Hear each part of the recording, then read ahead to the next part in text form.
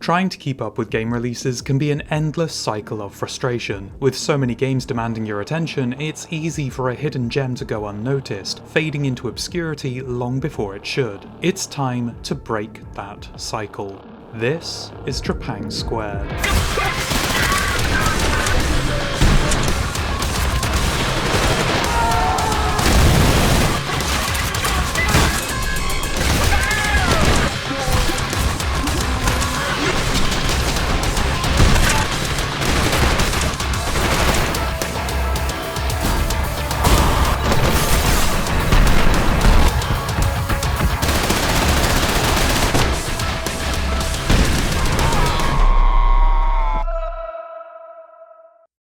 This is a deep dive aiming to explore every facet of Trepang, from level design and mechanics to story and lore. However, due to the game having a major plot twist near the end, this video is going to be segmented into two parts. First, we'll go through the game from a design perspective, analysing each level, discussing side content. Then, when we hit the big reveal, I'll unveil the conspiracy board that explores all of the lore this game does its best to hide from you. But before we begin, let's explain the name Trepang2's. In the developer's own words, it's the Indonesian word for sea cucumber. The legendary Trepang1 was a side-scrolling platformer about one, made for a game jam. It is unrelated to Trepang2's, so it seems Trepang was an in-house development title that stuck, and I can confirm there are no sea cucumbers. If you are an excited marine biologist, I apologise. There's no explanation for why it's Trepang2's either, so if you are an excited mathematician, I also apologise. Let's start with the basic premise. You play as Subject 106, a super soldier working for a group called Task Force 27. Your mission is to fight back against the Horizon Corporation led by a man named Jeff Bezos Anton Lazar, and in order to complete that mission, you're given a whole host of abilities. Trepang's gameplay relies on a loop that I'll be calling the flow state. 106 has a stamina bar that, to be blunt, isn't fit for purpose. You can sprint for a few seconds or slide on the ground a few times before it's completely depleted. Even jumping takes a sizable chunk of this meter. Outside of combat, this limitation is crippling. But note how I said outside of combat. The stamina bar has a unique mechanic. If you kill an enemy, your stamina is completely refilled and overcharged for a short duration. While overcharged, you have unlimited stamina. You can jump, kick, slide and sprint as much as you want for as long as you remain in that overcharged state. It only lasts for a few seconds, but any kill will completely reset the timer. This is the flow state. Now you aren't just clearing a room of enemies, but trying to do so in a way that keeps your stamina topped up the whole time. When it works, it's incredibly satisfying, but when you slip out of that state, you're very vulnerable and very overwhelmed. This is where your two core abilities come into play. Focus is bullet time. If you've seen The Matrix or played Max Payne, then you know what to expect. Press a button, slow down time, line up some headshots. Unlike stamina, the focus bar is only partially restored with each kill, turning it into more of a panic button when you need time to think. If you can plan ahead, then you can make full use of a quirk you might not notice at first. Focus increases the accuracy of your weapons for as long as it's active. If you're outflanked or in a bad position, then this is a good way to even the playing field, but if you absolutely have to evade the enemy, your best option is Cloak.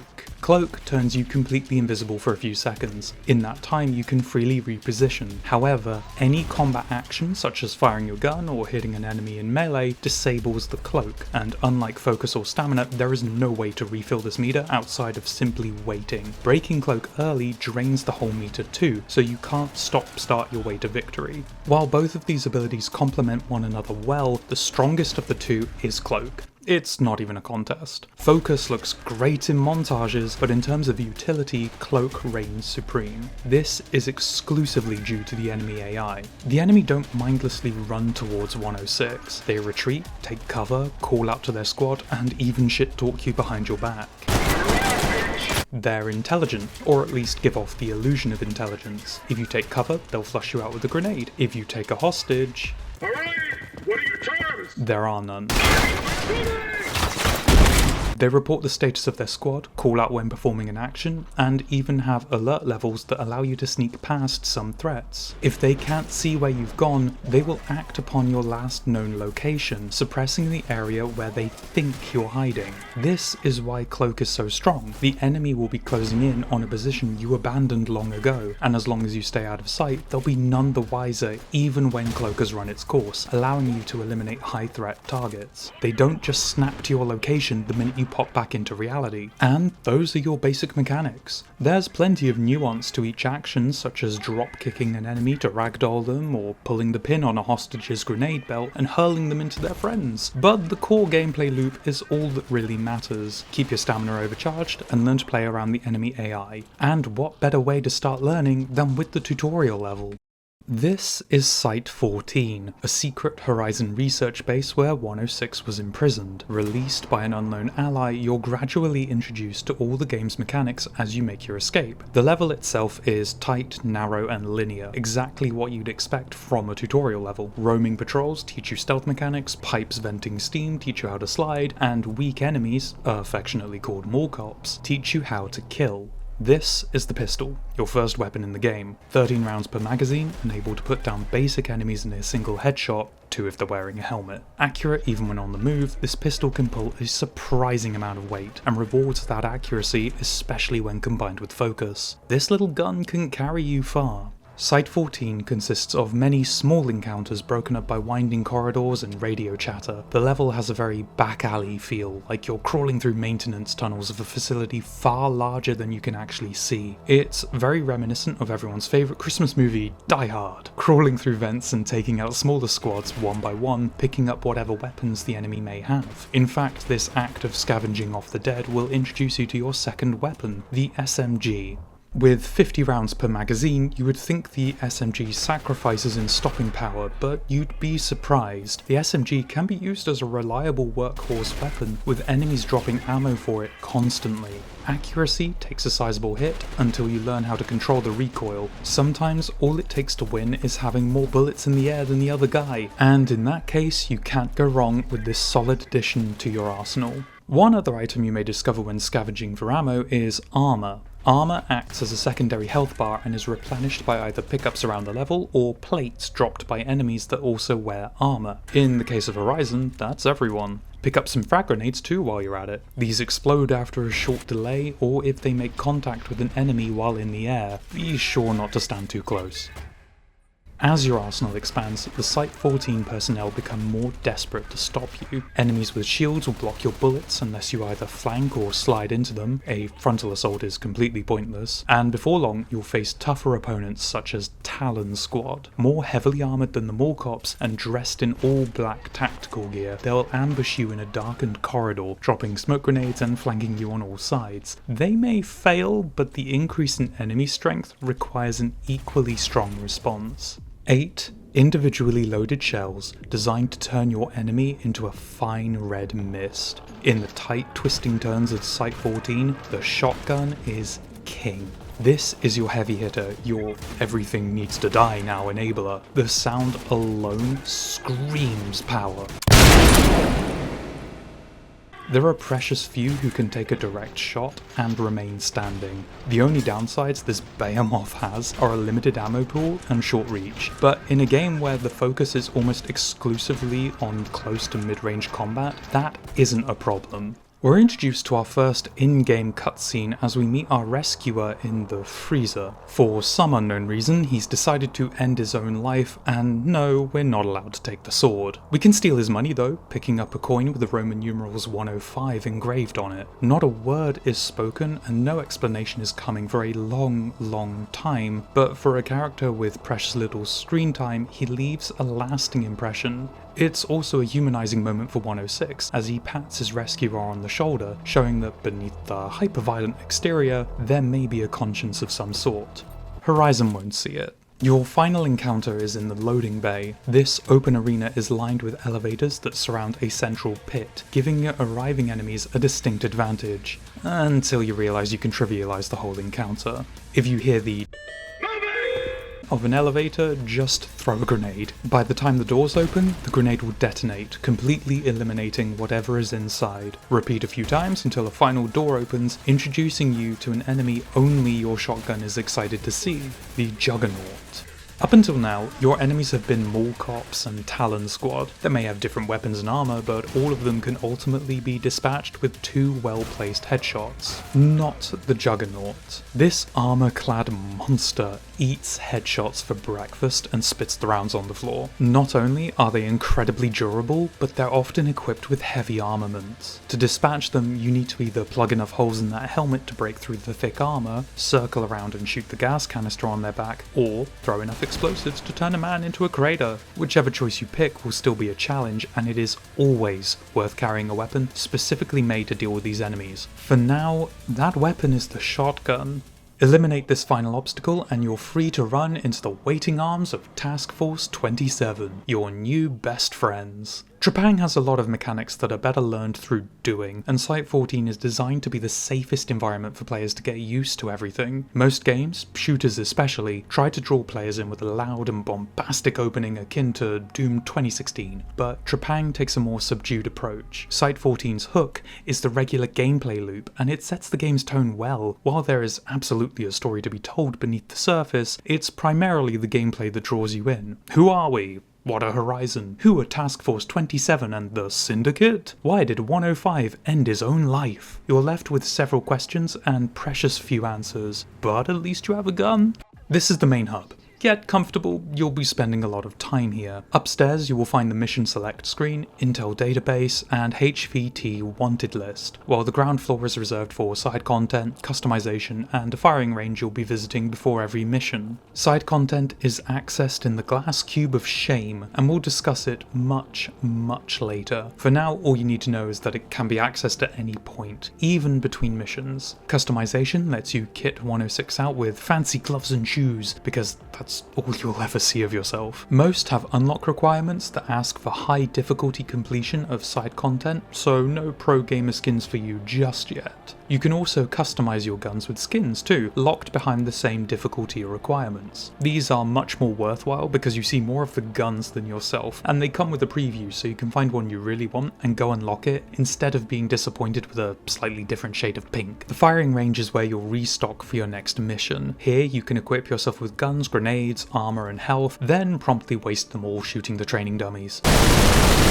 Everything is locked behind mission completion requirements, meaning you can't give yourself the best guns just yet, but at least you can see what your future options may be. Intel files are collectibles scattered around every level that give background lore on the who's, why's, how's, and what's going on. Some are impossible to miss, others are impossible to find, but they're all gathered here for you to read. One strange quirk of this list, however, is that it displays them based on the order you personally collected them in the level, not the order they should be collected. So if you miss, say, the second document, then collect it on your next playthrough, it will be displayed as the last document of the level. A strange way of doing things, and it makes ordering them a nightmare, but ultimately that's a headache for the lore section. What we're more interested in is the HVT list. HVT stands for High Value Target. We encountered one at the end of Site 14. These are special enemies that will show up throughout the campaign. Some have unique dialogue, equipment, and mechanics. Subject 106. He will be my finest trophy yet. Others are just reskins of regular enemies.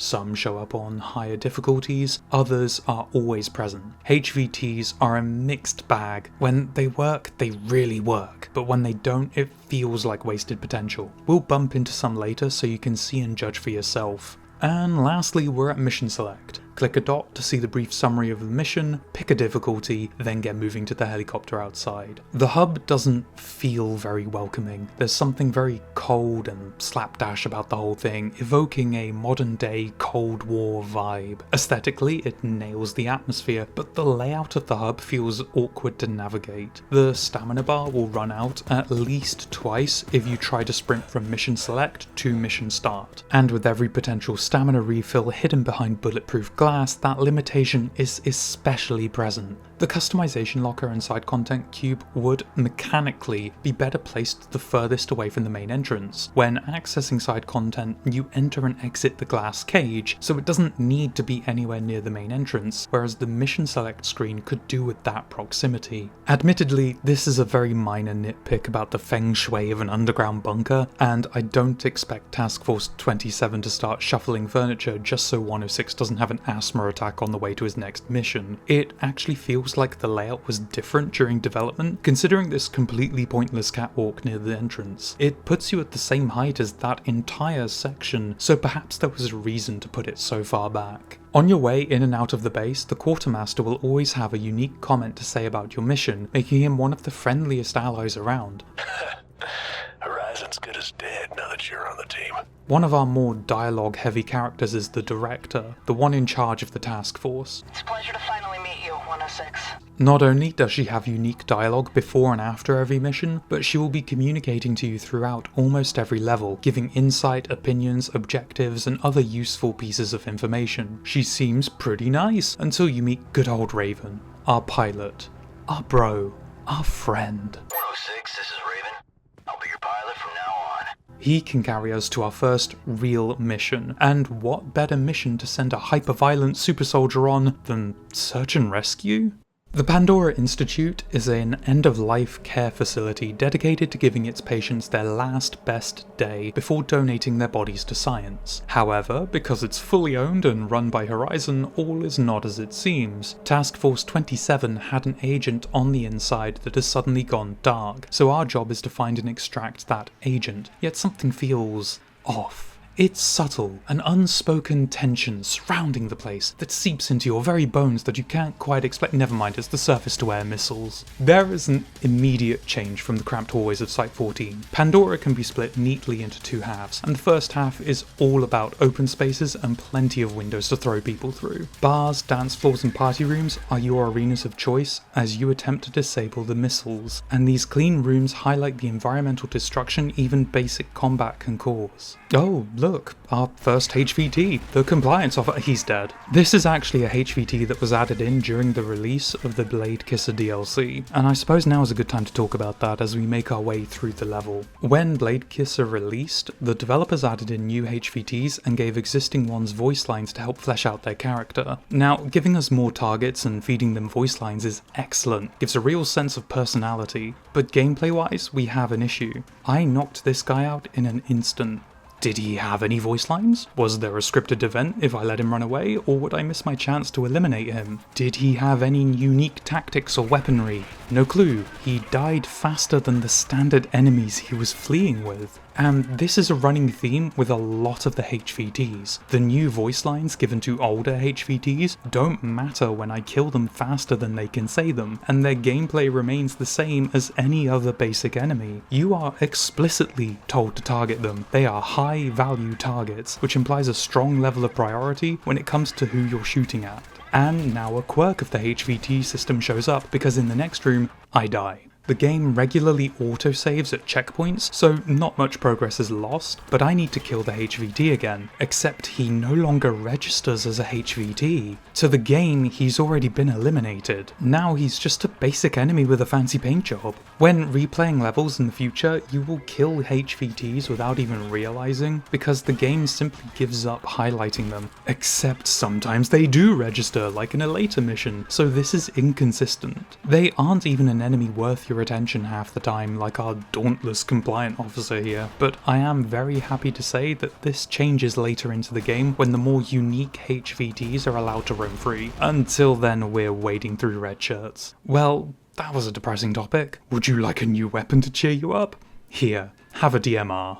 The DMR is your sniper rifle, or as I like to call it, the Juggernaut Killer. The shotgun put up a good fight, but when faced with a heavily armoured Titan with their own shotgun, it's best to keep your distance. 10 rounds per magazine and a scope help you eliminate a Juggernaut before he can react. A few well-placed headshots shatter his armour, and any missed shots will tear through anyone standing nearby. If the scope is too much for you, then using focus will make your aim so precise that you won't even need it. But trying to fire this thing in regular combat is what we in the business call a mistake. A limited maximum ammo count also forces this gun into a niche that it really struggles to escape from. Like I've mentioned before, Trepang is a close to mid-range shooter, meaning you rarely have options to use something designed for longer ranges, and when you do, there are other better options coming up later. The abysmal accuracy from hip-firing the DMR makes it worse than simply kicking whoever is in front of you, and that low max ammo count makes every missed shot hurt. Keep it in your pocket for juggernauts, but if you prefer fighting from any kind of distance, then you should rely on something else. Perhaps the next weapon in our arsenal. This is the rifle, a simple name for a simple weapon. 30 rounds per magazine, no fancy gimmicks or quirks, just a solid gun. It has a lower rate of fire than the SMG, but each bullet hits that little bit harder, and tap firing keeps your accuracy in a good spot for an entire fight. Sustained fire actually feels worse than the SMG, even when using focus. There are ways to amend this problem, but we'll save that discussion for later. For now, this is a solid alternative to the SMG if you want more stopping power. Like I mentioned earlier, the Pandora Institute can be split neatly in half. The first half reaches a crescendo in a large arena similar in design to the loading bay from Site 14. You have a lower center surrounded by a rectangular perimeter with plenty of cover and a laser gate on the far side preventing further progress. This encounter is a real test of your skills. You have heavy juggernauts surrounded by weaker Horizon troops, some with shields, and clearing the area opens up a side room that's protected by trip mines and a few more cops. Flip a switch and come back, only to find the way forward blocked by tougher enemies. Defeat them, and now a third and final wave will enter the arena, led by the HVT Jackal. At least he survived long enough for me to say his name. With this final heavy obstacle dealt with, we can enter the main building of the Pandora Institute, where the tone immediately shifts. Welcome to the Pandora Institute. It took a lot of guts for you volunteers to sign up here, and for that, you have my gratitude. Countless lives will be saved because of your selflessness. That voice is from the CEO of Horizon, Jeff Bezos, Lex Luthor, and Anton Lazar. He is the big bad of this game, and our job is to tear down the company and him, and your motivation for doing so is right here. You get one final fight in this long hallway with another HVT, Samaritan. He only survives a while because he's a reskinned Juggernaut, not because he's special. Still, we aren't shooting over bars and flower beds here, it's body bags and gurneys. The atmosphere is instantly oppressive. Dim lighting, propaganda posters, and Attack on Titan fan art really set the stage for what's to come. There's no more combat, no more resistance, just you alone. I just picked up Dr. Emerson's signal. It's coming from the basement. Oh, of course he is.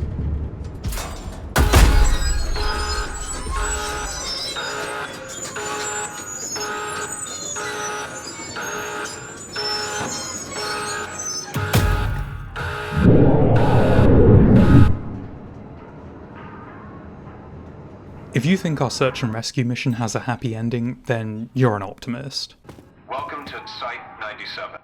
Site 97 is a secret research facility underneath the End-of-Life Care Center. You don't need me to tell you what that means. The bright lights from the parties upstairs are absent, replaced by unending clinical hallways. Our task is to navigate through the corridors and offices to find Dr. Emerson, our missing secret agent, who is definitely still alive in this nightmarish labyrinth. I think it's a testament to the level design as a whole that the map feels so much more open than it really is. Trepang is a linear corridor shooter. You only ever have one path to follow, yet here in the basement it feels like you have options. It's a well-made illusion, enhanced by the intercom chatter, gunfiring echoing in hallways you can never actually reach, and being able to physically see these off-limits areas stretch into the distance. A laser gate has once again blocked our path, but deactivating this one gets the attention of Mothman. Yes, Mothman, the Mothman. It turns out he's the reason everything has fallen apart in the facility, but my biggest question is how the hell did they get him down here?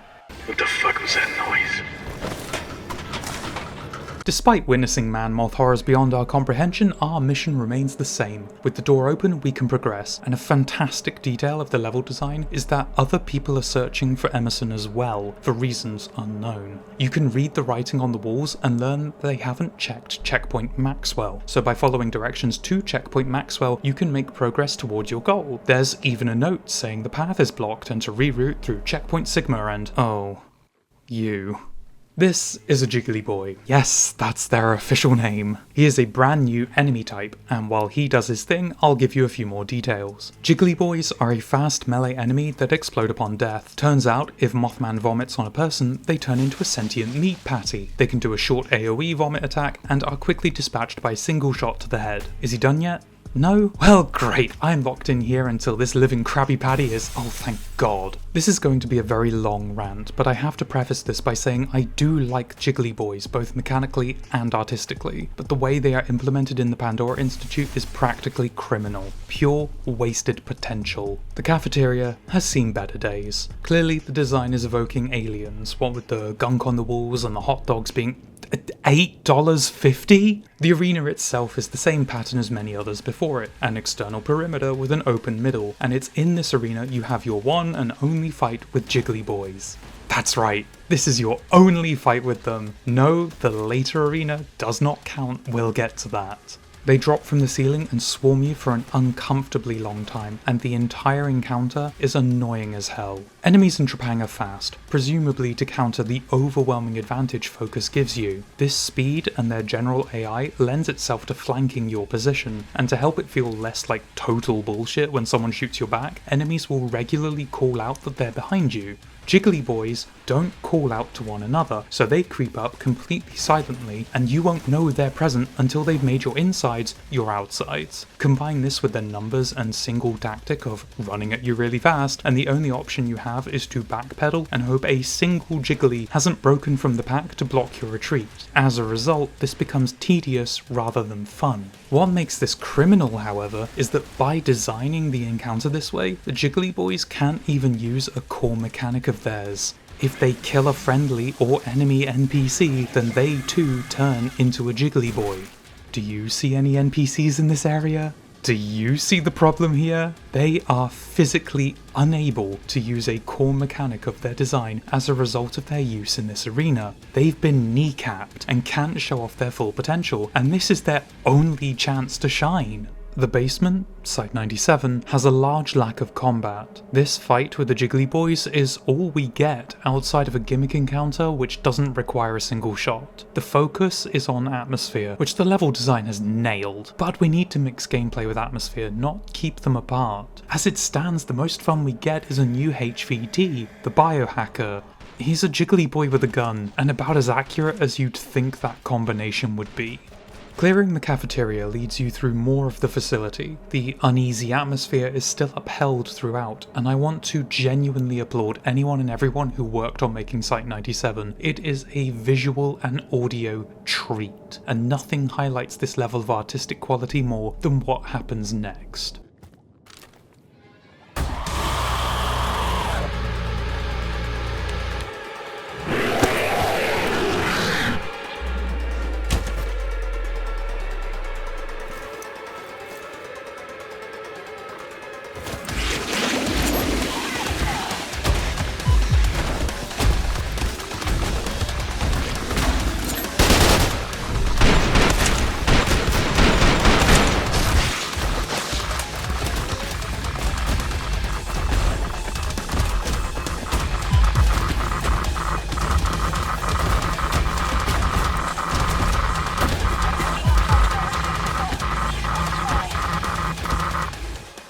Holy hell, what a sequence. Everything came together so damn well that on your first playthrough you probably didn't even notice that nothing was chasing you, that the radiation damage was barely tickling your health bar, and that you're never in any real danger beyond a few sleepy Jiggly Boys. It's all a very clever use of game mechanics to give the illusion of a chase scene, like using the damage indicator to imply there's an enemy right behind you, and having multiple health packs along the path to ensure the floor doesn't kill you, while also letting the pickup sound mimic a heartbeat.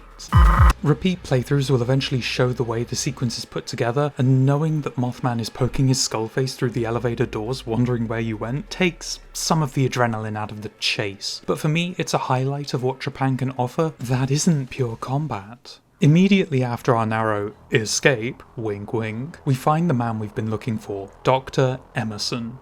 He's dead. What a plot twist. The director, our boss if you've forgotten, orders us to wipe his browser history and steal his Bitcoin before telling us she has a plan to stop all of this and that we need to arm up. I have so many questions. Why is there an armory here? Why does said armory have a minibar? Why are you giving me row after row of weapons that I quite literally do not need? Right, we don't need any of this. Beautiful ambience, wonderful art design. If this isn't a reference to the movie Aliens, then I'd be very surprised. Just one issue, not a single enemy.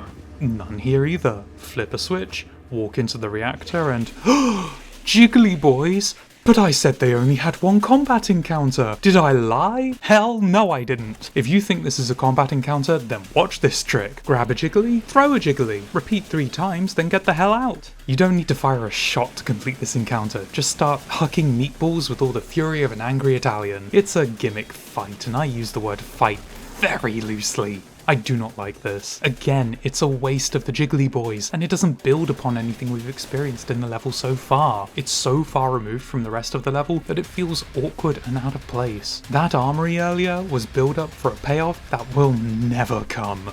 Oh hi Mothman. Good news! Mothman actually chases you this time. Bad news, you have to hold out until the elevator arrives. This is very much like the first chase sequence. It's all smoke and mirrors, and I'm spoiling it right now. You can't hurt Mothman. He's invincible. All you have to do is slide away from him as the fire and debris inch closer. On a first playthrough, it's tense as you waste precious ammo, unsure if you're even hurting it, while your space to move continues to shrink. But the instant you know how it works, it just falls flat. You're effectively on a very angry timer. Eventually the elevator arrives, you fall in, and that's it. Done. Congratulations. You threw some jiggly boys, blew up an end-of-life care facility, and saved the city. Anton Lazar even makes a call to congratulate you. Not even 1 week since your escape, and you've already destroyed one of my facilities. Allow me to make one thing clear, 6. You were never supposed to be a weapon. Raven's on his way now to pick you up first. He'll see you at the helipad.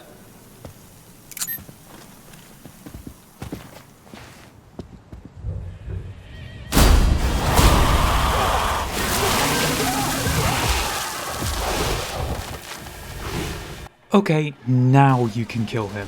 Mothman is a surprisingly well-designed boss. It's just a shame that his AI will decide on a coin flip whether you get the hyper-violent terror of West Virginia or a child chasing after you going, "Mom, I threw up." He has a long-range projectile and up-close grab attack. He'll also raise his wing to act as a bulletproof shield while he closes the distance to kick your shins. On paper, this is a good combo. In practice, Mothman usually ends up really liking one move that he'll spam endlessly. Sometimes he charges at you and forgets to raise his wing, opening him up to damage. Other times, he never forgets his wing and is nigh invulnerable the whole time. There's even a potential Hail Mary from the Jiggly Boys, as Mothman actually turns your allies into them. The only problem is they rarely survive long enough to do so, as they have a strange fascination with explosives. That, and I have terrible aim with grenades. I'm not sure what would help Mothman remain consistent, because there is a sweet spot, but ultimately it's all down to luck and a lot of gunfire. That's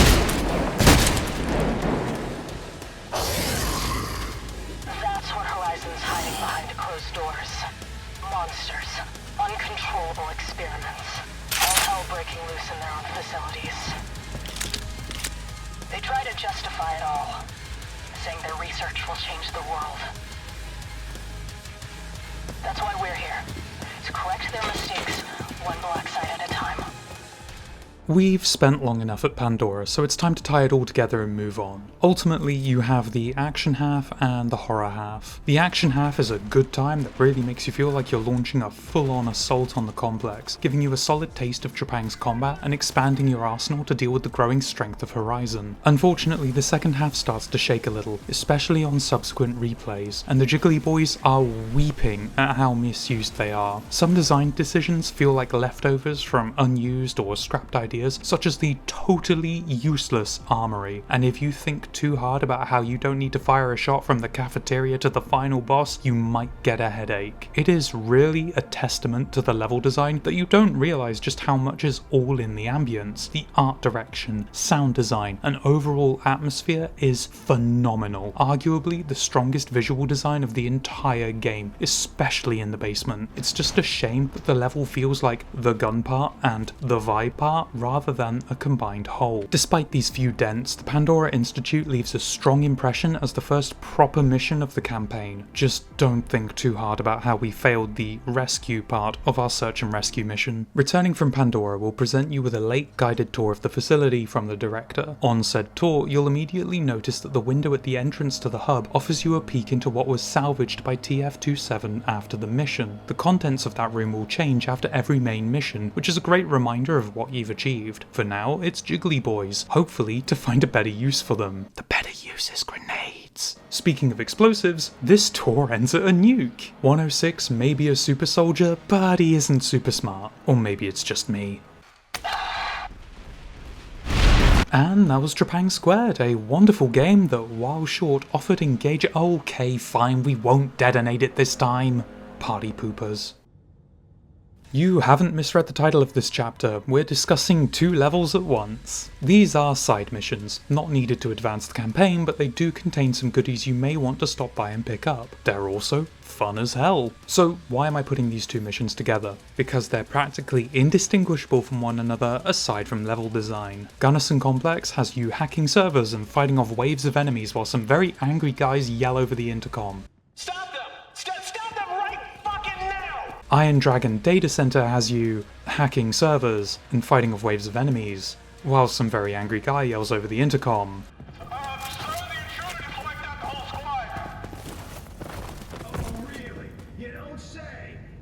You think I didn't hear all that gunfire? It is very difficult to talk about these 2 missions independently because they are identical. This may stem from the fact that they're essentially fully fleshed out side content, but to explain that comparison, I need to throw you in the glass cube of shame real quick. Side content is a wave defense game mode. You pick a map, spawn in, and kill waves of enemies until you win. Killing enemies gives you money which you spend at a crate to buy weapons, armor, grenades, and even allies to help you survive. It is Trepang's gameplay loop boiled down to its core components. Side missions, especially Gunnison and the data center, are this exact experience but with added voiceover, objectives, and occasional HVT interference. Gunnison is the largest of the 2 maps and as a result is the easiest to complete. You have space to move around and plenty of flanking opportunities, while the Horizon soldiers are too spread out to cause much of an issue. The back and forth of the terrified security chief and angry Armstrong is some of the best comedy Trepang has to offer.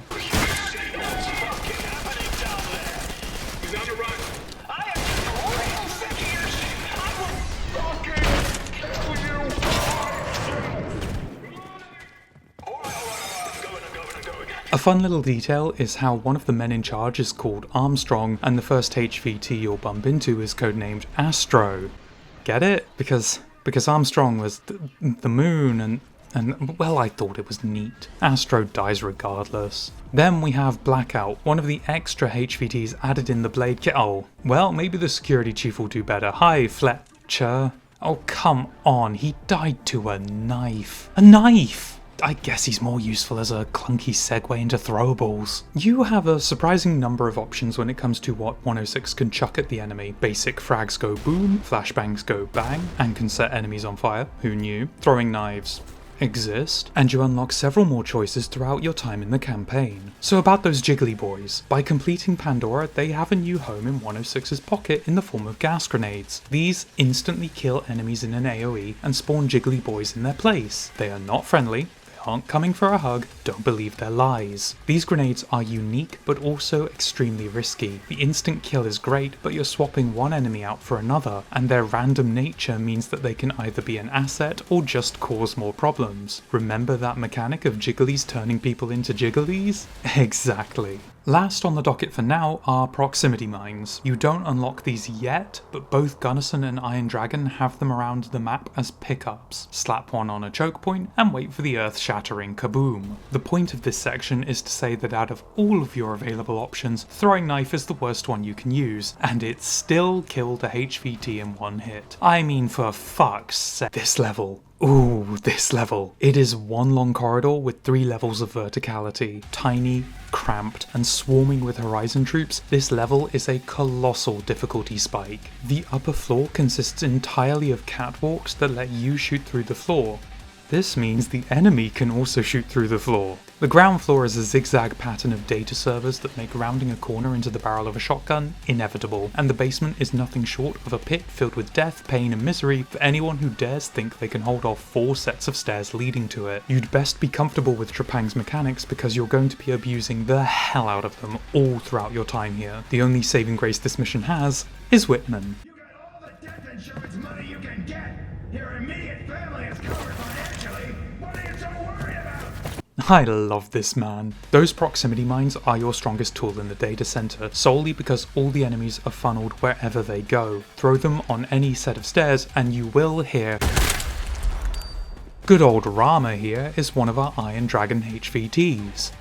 Yup. You can eventually fight Whitman as a HVT if you endure long enough, but I bailed out of this mission before the director could even finish her lines. This mission is a slaughterhouse. But you can't just run away all the time. You have a new enemy to deal with. Your goal is to hack servers. Interceptors not only halt the progress of that hack, but will reverse said progress as long as they remain near the server. If left alone, they will undo all your progress, making them priority targets. On these missions, you'll be Pavloved into dropping everything when you hear that beep. Unfortunately, these enemies serve no purpose outside of hacking missions, so aside from one more side mission later in the campaign, this is all you'll see of them. I actually really enjoy their inclusion. They aren't a difficult enemy to deal with, their threat isn't to you but to the mission itself, and they demand your attention to the point where you'll have to ignore more significant threats to stop them from causing any more damage. Interceptors are fantastic, it's just a shame their use can't be extended beyond 3 side missions. You have 6 side missions in total. 2 are unlocked now, and the remaining 4 are unlocked after the next main mission. They aren't all hacking missions, there is variety, so why are these 2 near identical missions offered together? Out of all the side missions, only 1 is actually related to the main campaign. The rest can easily be unlocked at any point without damaging any kind of progression, so to me it would make sense to offer 2 different side missions instead of the twins. It's a puzzle rather than a problem, but the more I think about it, the more confused I get. You could have taken another side mission and paired it with Gunnison, leaving Iron Dragon, the harder level, to be unlocked later when 106 is better equipped. Ultimately, it doesn't matter, seeing as side missions aren't required for completion, but I would genuinely love to know the reasoning behind such a decision. Gunnison Complex and Iron Dragon Data Center are great side missions, but can be tiring to play back to back due to their overwhelming similarities, especially on higher difficulties when you're replaying waves over and over again. Iron Dragon. The highlight is the intercom chatter, for obvious reasons. I've already dispatched a security team. No need to worry. Don't be worried. Are you fucking kidding me? These 2 missions show just how important level design is in determining difficulty in Trepang. They both have the same goal, same enemy types and resources, yet Iron Dragon is ludicrously harder. Gunnison's large map and generally flat terrain means you can avoid rough encounters and flank larger groups, whereas Iron Dragon simply throws you in a box, dumps 30 Horizon troops on your head, and says, that'll do. Both have their share of problems. Gunnison is so large that you can end up running out of enemies, losing your stamina overcharge, then get winded running around to find whoever's left. Iron Dragon, on the other hand, is like shooting fish in a barrel, except you're the only fish, and you're being shot from above, below, and behind the barrel. You know what? This all sounds very stressful. Shall we join a cult?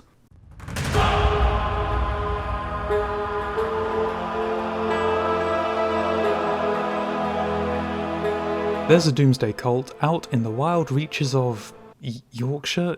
Yorkshire, and we're being sent to stamp it out. This isn't a simple raid like Pandora, this is an all-out assault.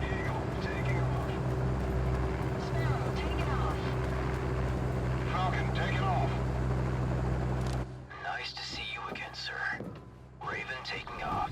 The first thing I want to say is that this is not in England, I live here, this is bullshit. At most, we have a bit of a steep hill with a pub halfway, not the fucking Himalayas. 0 out of 10, realism and immersion ruined, everyone can go home now. Putting the Alps aside, this level is beautiful. Pandora shone a spotlight on how good the lighting in this game is, but now that you have a clearer look at everything, you can see the sheer quality of the assets, especially the enemies.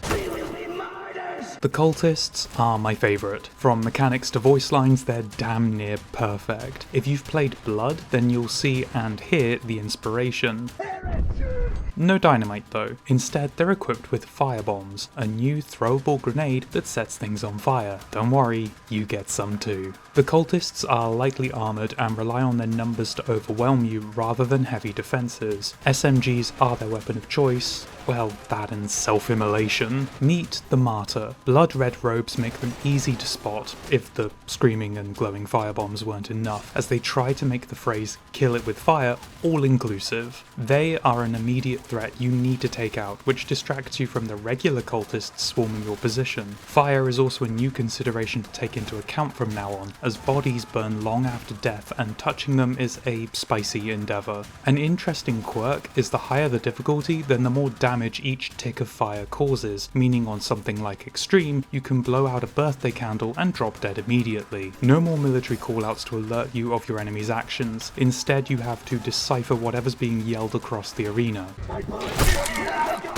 That means he's reloading. Something as simple as their voice lines gives the cultists so much personality that they're a genuine joy to fight while they scream about anything and everything. And the best part is they're still informative, so you don't lose your tactical advantage of listening to the enemy. Something you may or may not notice, however, is the lack of armor drops. Horizon troops always drop an armor plate to replenish your own, but cultists don't unless they're visibly wearing armor. It adds a new level of tension in combat, as that blue bar above your health isn't going to be reliably topped off throughout the level. Jorvik Castle, yes it's pronounced Jorvik, revolves around this central courtyard. You fight here 3 times over the course of the mission with both you, the cultists, and a mystery third party, their name ends in Horizon, fighting over control of this arena. You take control, pick a door, fight your way to a target, kill them dead, then come back to retake control. Despite the repetition, it never feels tiring to fight here due to its design, with an open central area lacking cover and plenty of verticality to play around with. There are a surprising number of ways to tackle an encounter, from running through tunnels to vaulting over ledges. The way it's laid out funnels enemies to the middle, so you're never struggling to keep your stamina overcharged or chasing that one elusive cultist. But before you start your rampage, you have the option to clear the courtyard with a free DMR and suppressor weapon upgrade from a distance. So let's talk about those. I haven't been entirely honest with my weapon reviews up until now. That's because weapons can be customized with various upgrades found throughout the campaign. These range from minor changes like a laser sight to increase hipfire accuracy, or trade-offs like shorter reload times in exchange for decreased accuracy. Then there are the big changes, the ones that completely transform a weapon, like turning your pistol into a full auto fire hose or giving your shotgun dragon's breath rounds. What's more, some weapons get better options than others. The rifle, for example, has almost nothing beyond a laser sight. Now don't misunderstand me, the rifle is a damn good weapon, but it simply offers no options. When I pick up a rifle, I'm getting a rifle, but if I pick up a shotgun, I have choices to make. Incendiary rounds? A choke to reduce pellet spread? Do I increase reload speed or accuracy? I'm offered multiple configurations for the shotgun, all equally useful, yet get no such choices with the rifle. This imbalance in weapon customization doesn't severely impact gameplay. After all, you only carry 2 weapons at a time, but it feels like the devs had better ideas for some guns than others, and this difference can be seen strongly in the weapons Jorvik provides. Because Jorvik is all about combat,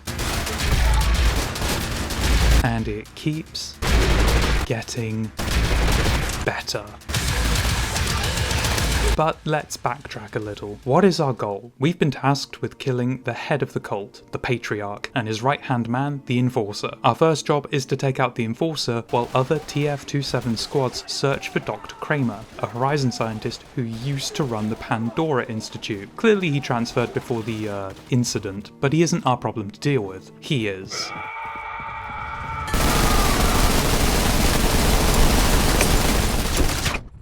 The Enforcer shows up near the beginning of your hunt to spur the cultists on and taunt you with that HVT label. That's right, he's a HVT, and the first one we get to talk about in depth because he's also a boss. Up until now, our only boss encounter has been Mothman, a twisted creature beyond human comprehension. The Enforcer has a minigun. The minigun is the greater threat. All the footage you've been seeing was recorded on the extreme difficulty, the second highest. The developers were actively discouraged by the publisher to not include the highest, Rage Mode. They did it anyway. On extreme, the Enforcer is my kryptonite. That minigun never fucking stops. Every time I think I have an opening, I realise my mistake about 3 seconds after I've sent 106 to the morgue. The fight itself is great, with a very deliberate choice to have almost all of the environment be destructible. You can tell where the Enforcer is by the sawdust in the distance and OSHA screaming from across the Atlantic. But no matter how many minions he sends or how many rounds he fires, the Enforcer can't beat the power of reloading checkpoints.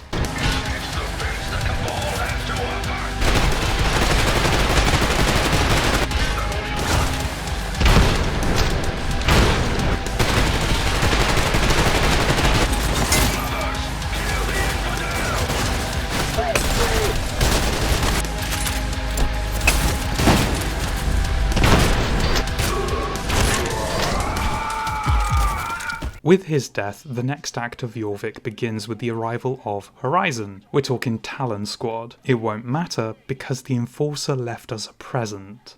The first of Jorvik's offerings to 106. The minigun is a force to be reckoned with. 200 rounds will disappear faster than your bones as the recoil vibrates your innards to dust. Despite being such a powerhouse, the minigun isn't as all-encompassing as you may think. It has a long spool-up time which, in a game as fast as Trepang, is crippling. Fantastic for mowing down waves of low-tier mall cops or hyper-focusing on a single enemy, but that ammo count will drop to 0 before a single fight is finished if you aren't careful. If you know what's coming, you can use it to great effect, but you don't have the reactive power of other weapons. Jorvik is a very dark level, and I don't think it's by design. The wood texture used for a lot of the environment seems to sap light away, making some fights, this library in particular, difficult to see in. You have a flashlight, but that's an awkward solution because using cloak disables it, but leaving cloak doesn't turn it back on. And in the middle of combat, you don't want to be fumbling to turn on a torch. The torch also seems to get sucked in by the woodwork and barely illuminates anything, so this really does seem like a texture issue, especially after seeing how good the lighting can be in a mission like Pandora. By way of apology, Jorvik provides another gift, the bolt gun. 3 shots, 3 timers, 3 explosions. If you thought the recoil on the minigun was bad, then wait until your insurance company sees the bill for firing this thing once. The bolt gun is your response to the growing chaos in the courtyard, and, if you can manage to land all 3 shots, an adequate juggernaut killer. It's cumbersome to use, and those explosions can hurt you just as much as they hurt the enemy, so its use is limited to long-range engagements without the precision of the DMR. Another quirk is that hitting an enemy with a bolt will ragdoll them with the explosive still firmly attached, so if you are hoping to wipe out a squad, you may see your target riding into the sunset with your explosive. Selfish bastard. A strong example of a complete weapon overhaul through customization is the penetrator upgrade, turning those 3 explosive rounds into 1 pipe travelling at Mach 5. This is much easier to handle, can operate at any range, and doesn't run the risk of exploding yourself along with the cultists. What you sacrifice in area of effect, you make up for in accuracy and ammo efficiency. With weapons in hand, Horizon don't stand a chance. Go get 'em, champ!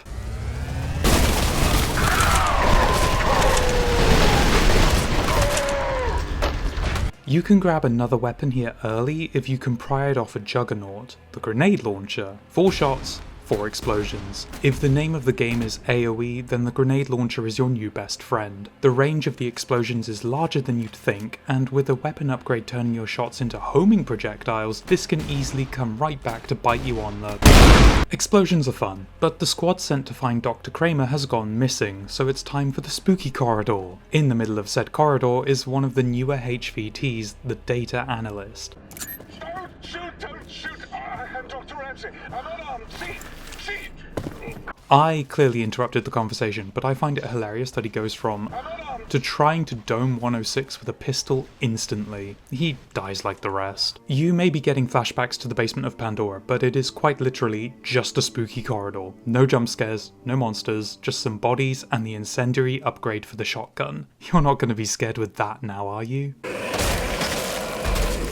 Well, shit. That's right, we're in another boss fight. This time it's a melee-only monster with a long-range grab. The tactic? Run the fuck away. The arena is another destructible environment modelled after my kneecaps from all this sliding, and the flesh golem causes as much chaos and destruction as the Enforcer's minigun. Prior to this fight, we cleared a few waves of cultists and discovered that Kramer is very much dead. In fact, the flesh golem is what's left of the squad sent to recover him, so if you squint, you may see the head of Jeff from accounting somewhere in there. Don't worry, we'll be joining him soon, because the flesh golem is a challenging boss, especially on extreme. Despite his size, the flesh golem can close the gap very easily, either with his grab or by jumping. It's a one shot either way, so you're playing keep away the entire time while you try not to get snagged by the terrain. You want to be looking at him in order to deal damage, but you need a third eye to look at where you're sliding, otherwise you'll stop moving and turn into red paste before you can even process what just happened. And to make matters worse, if you're still rocking that bolt gun, you'll become very intimate with their splash damage.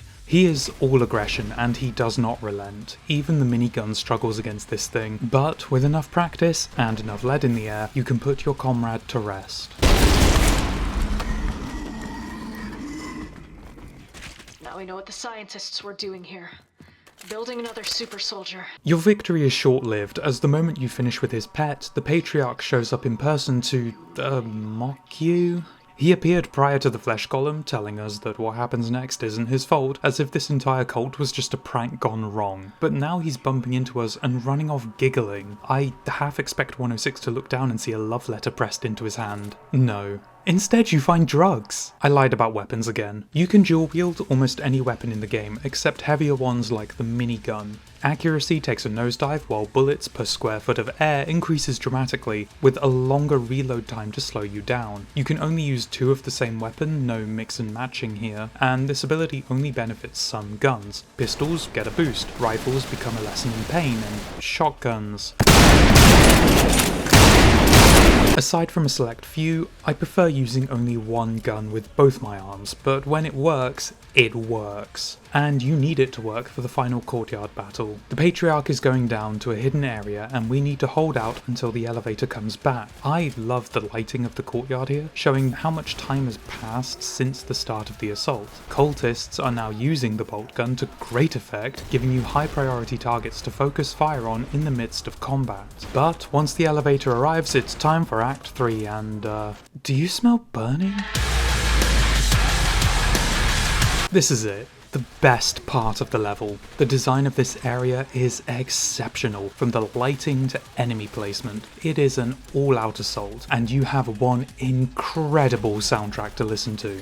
A lot of shooters seem to lean towards a Doom-light soundtrack. By this, I mean a lot of heavy guitar riffs, drums, and an overall metal vibe. While great music, I personally find a lot of it blends together, and there's a definite lack of distinct music tracks. While Trepang certainly has its share of pure metal tracks, it leans into this electro-metal subgenre that I love.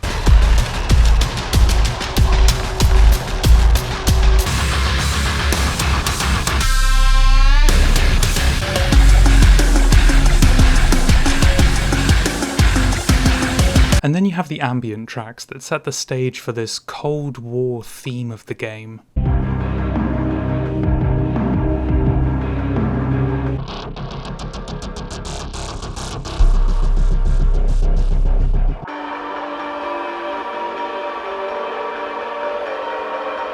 but there are some standout tracks, and right here in this burning library is one of my favourites.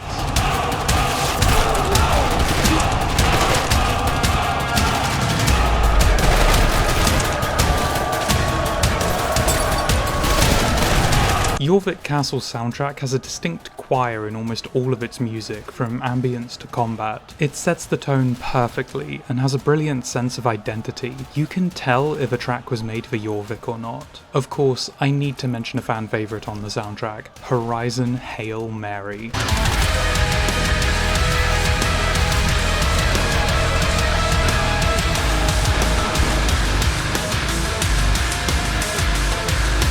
The soundtrack was composed by Brandon McCagan, and all I can say is well done. Let's wrap this up with the Patriarch. We don't want to stay in England for longer than we have to.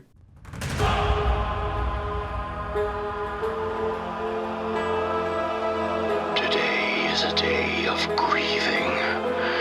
You are the second brother I must kill. This is it. The final boss of Jorvik. The Patriarch has spent all level talking to us, giving him a fair amount of personality. All of your predecessors lie dead, and so will you if you continue to walk in their stead. Spare me the sin of killing another brother. Heed my warning. Leave. His speeches to the cultists play on records throughout the castle, and he seems to have a personal interest in 106, even calling us brother. Except Mama raised an only child. As a single enemy, the Patriarch isn't overly threatening. His arena is wide with no cover, so sticking to the raised plinths is your best bet for survival. He has a dodge, but his strength comes from the cultists he calls in to help. At first he teleports away while you deal with his minions, much like the Enforcer, but burn away his health enough and eventually he'll join the fight with his fellow warriors. Oh, and he found another flesh golem. This is what makes Patriarch's fight so crushing, the sheer numbers and total lack of cover. On higher difficulties this becomes more and more insurmountable, though thankfully the fight itself auto-saves every time you remove a chunk of the Patriarch's health. This makes the encounter more manageable, but it's still an absolute brawl.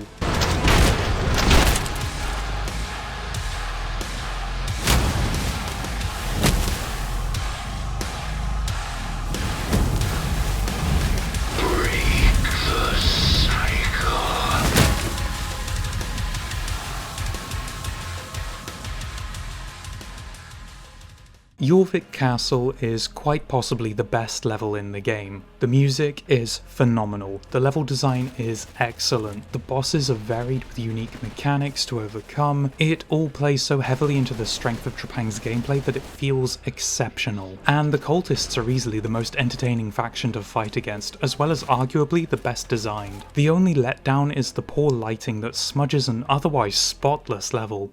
Returning to the hub, we'll show our Jiggly Boy exhibit has been replaced by an art gallery of masks, showing our victory over the cult. But there's no time to rest because we have the remaining 4 side missions to sweep and clear. Apparently, an oil rig hasn't been exporting oil, and that means it's time for the the Task Force 27 to intervene and find out what's going on. Well, apparently Intel said there was some freaky shit at that oil rig, but they ain't said nothing else. I don't like it. It's another wave defense mission, similar to Gunnison and Iron Dragon. This time the map is already populated with enemies that you can clear with stealth. It's a shame this kind of play is so rarely used, as the stealth mechanics are surprisingly robust. Your objective is to hack servers again, although this time there's a twist. You see, you aren't stealing data, you're programming missile launchers.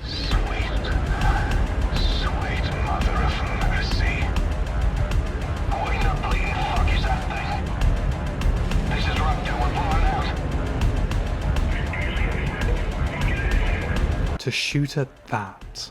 There are 3 servers that you need to protect from interceptors, all inside buildings that are connected by catwalks and plenty of verticality. Despite this, Oil Rig is a very small map, possibly even the smallest in the game. The focus is often on the spectacle of the giant UFO, so the level design itself may be overlooked. The tight corners and variations in height make this a great arena to fight in. The amount of cover prevents you from being swarmed like an Iron Dragon, and every building has multiple entrances and exits to prevent you from being cornered. One problem with these buildings is it makes it difficult to stop interceptors from, well, intercepting. Their ability works through walls, so they don't have to actually be in the same room as the server they're stopping, just within proximity. It can be annoying to go to a room only to realise that they're in the next, but the arena's size makes correcting that problem easy, as well as the nature of the hacking. You see, there isn't a specific timer like in Gunnison or Iron Dragon. The interceptors aren't removing your progress. The missiles damage the UFO and the interceptors can't unmissile it. They just stop them from firing. This has a strange effect of making Oil Rig the quickest side mission in the game if you can keep all missiles firing continuously. Thankfully, even if you kill the UFO quickly, you still have a chance to eliminate Redfern, the HVT of this area. He gets a little upset at what you've done.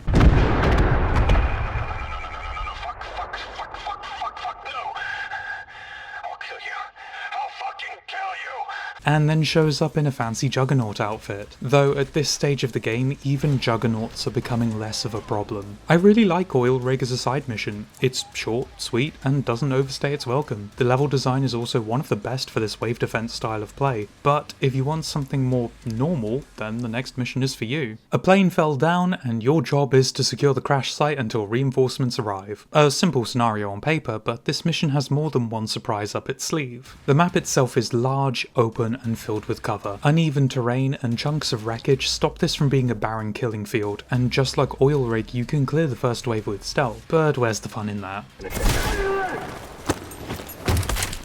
Something you'll be noticing now is that Horizon soldiers have different outfits depending on the situation. This crash site is radioactive and so they have hazmat suits, and Oil Rig had hard hats for the OSHA compliant. It's a cosmetic difference, yet a welcome one. It gives the appearance of Horizon being more than just copy and paste enemies in new maps. However, you won't have time to appreciate them for very long here.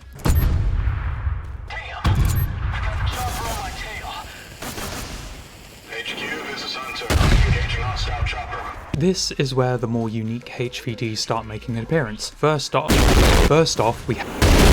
the only crash in this crash site is your PC struggling to render the thousands of missiles being thrown squarely at your face. Not only do you have a helicopter with enough rockets to send humanity to Neptune, but you also have him. Hellfire is one of the most unique HVTs you'll encounter, not only for his weapon of choice, but also how he enters the battlefield. He isn't in a mob of enemies or up in your face, he's at long range. Unless you have a DMR, you're going to have to engage with his mechanics because those missiles don't miss. On top of that, his accompanying snipers are lethal. The glint of their scopes is all you get before they take you out. Without a DMR, you're ducking and weaving the whole time. Hellfire has the entrance of a boss fight, and in my first ever encounter, that's what he was, because I had a shotgun. The only downside is that he has one line of dialogue, which was added in the Blade Kisser DLC. Before that, he was a voiceless shell that let missiles communicate his intent. Some may think that's better, but personally, I'd have loved for him to be another Whitman, shit-talking between volleys. This is what all HVTs should aspire to be, mini-bosses that have something unique about them other than their colour coordination. Aside from the endless missile barrage from both the HVT and the helicopter, Crash Site is surprisingly basic in design. There are no servers to hack here, so your objective is a very straightforward kill everyone until people stop showing up, and now that you have so many tools in your arsenal, they'll run out of bodies before you run out of bullets. Another fun level to slot away, Crash Site is a mission where you can let loose and the HVT can do the same, finally showing what the system can do instead of reskins. The way enemies enter the arena through helicopters is also a neat addition, plus I enjoy being called. It's just a solid mission overall, though the whole every side mission is wave defense is getting extremely tiresome, so let's change it up. Satellites tracked 3 people fleeing a building in the wild wastes of Arkansas. All Horizon, all dead. Your job is to go in, clear the building, and stop whatever's going on. Sounds like another Oil Rig situation, though hopefully no more UFOs or angry Redferns get in the way. Yeah, doesn't sound like your usual mission. Watch your back, boss. Immediately, things feel different. Raven can't contact HQ, there are no enemies in sight, and the building itself looks like it was thrown together using spare IKEA parts. You're also wearing a gas mask, which limits your field of view and maximum stamina, though the overcharge mechanic remains in full effect. It's clear this building is just a front, and a little exploration reveals the true facility beneath. There's no one here, or to be more accurate, there's no one left.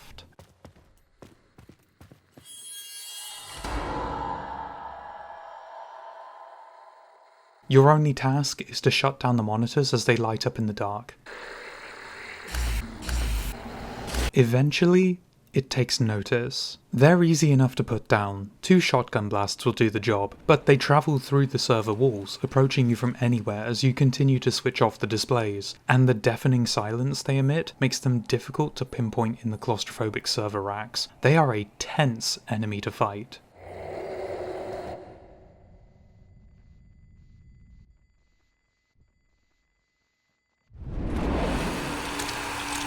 Eventually, only one monitor remains.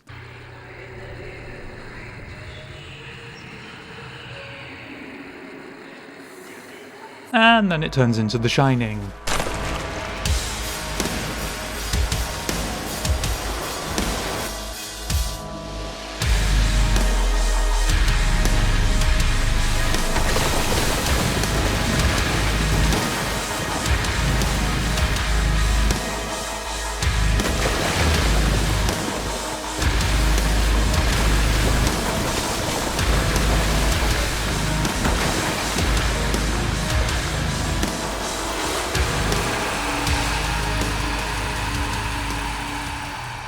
What a mission! Minimal combat, yet taking complete advantage of the atmosphere to deliver a memorable— oh, for fuck's sake. Of course it's wave defense. Did you think you'd escape it? Every side mission is wave defense. It's some hard-coded rule in the game. This section is a paradox to talk about, however, because it's good, but it detracts from the excellence of the first half. To make a comparison, the Pandora Institute went from bombastic action in the first half to a smash cut into silence, ambience, and tension. You had time to adjust before the horror aspect ramped up. Here, however, you don't have that luxury. You flee the basement and bump into the wave defense section before you have time to process what just happened. Aside from the clash of atmosphere, this wave defense section has moments of good slapped down by an uncomfortable design. The map is a central building and a vast open field all around with no cover. You can either stay inside and wait for enemies to come to you at a slow and frankly tedious pace, or risk your luck in the open to try and keep your stamina overcharged. You're fighting the environment rather than the enemies most of the time, though that changes with the HVTs you're presented with. What's worse than an open field? How about a sniper? How about a goddamn mortar too? Harvester and Scarecrow are a frightening combo, though most of the threat comes from Harvester. Scarecrow is surprisingly stupid for a sniper, running forward so that you can comfortably headshot him before he becomes a problem. Harvester is off the field, hard as hell to hit, and will one-shot you. He is an immediate threat and draws your attention away from the rest of the wave. His hitbox is extremely awkward to find,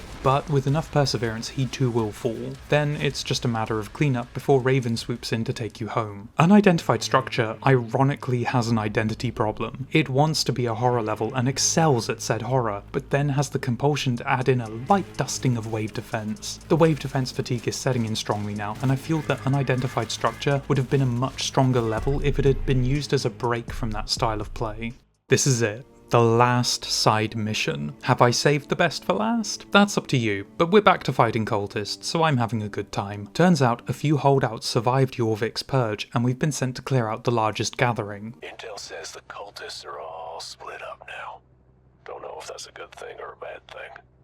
Guess we'll find out. This is a very claustrophobic map. A central pit is lined with pillars, walls, and boards that make bumping into cultists inevitable. And these aren't the unarmoured fanatics from the castle. They're armed, armoured, and they really don't like you. The first HVT of the area is the Arc— oh, we're back to doing that, okay. This is a very simple mission. Kill cultists until there are no cultists left to kill. The narrow nature of the map makes combat quick and intense, with very little lighting to help you see where the enemy is coming from. The variety in cultist enemies can catch you off guard if you're expecting the same ones we fought in Jorvik. Some even have shields on their guns. No, you can't have one. Another HVT is airdropped into the sewers. The Alka— okay, I get it. Let's just get this over with. Our last HVT, the chap— oh, we can talk about this one. The Chaplain has been leading the cultist charge all mission and acts as a wannabe enforcer, minigun and all. Despite his appearance, he has the resilience of a juggernaut, so you can and will be caught out by the minigun spooling up and unspooling your intestines as you question the armor rating of a human face. Still, with enough firepower, you put him and the remnants of the cult down for good. There is surprisingly little to say about Kellington. It's a well-designed level, but it is held aloft solely because we're fighting cultists again. If this was Horizon, then it would easily be the worst side mission in the game because it has no gimmick or set piece to help it stand out. Wave defense fatigue has set in hard, but it's finally over.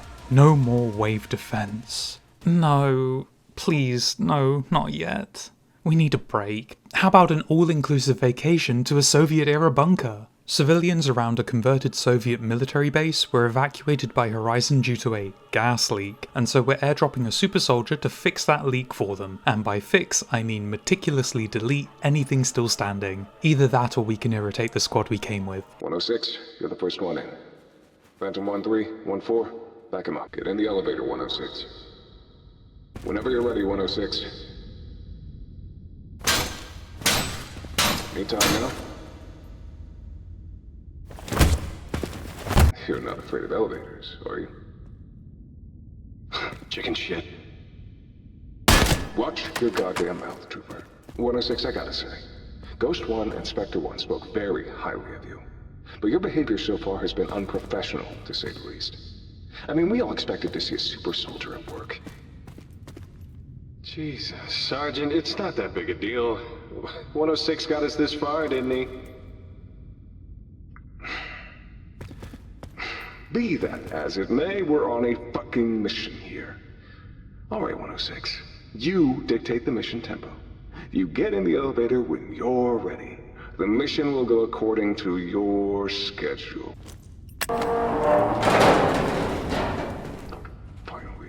If you're getting flashbacks to the opening of Unidentified Structure, then you're correct. We're in Spooky Town once more, but this time things are a lot more sinister than monitors displaying your browsing history. It is a surprisingly slow burn before anything happens, giving you time to soak in the atmosphere. It's also the first time you actually have squad mates by your side outside of the side missions and select areas. The names of all TF-27 soldiers are randomly generated each time you play the mission, and I'm liking our chances with a man named Slash. Oh. Movement detected in laundry room. Speed 600 kilometers per hour. For safety reasons, running is discouraged.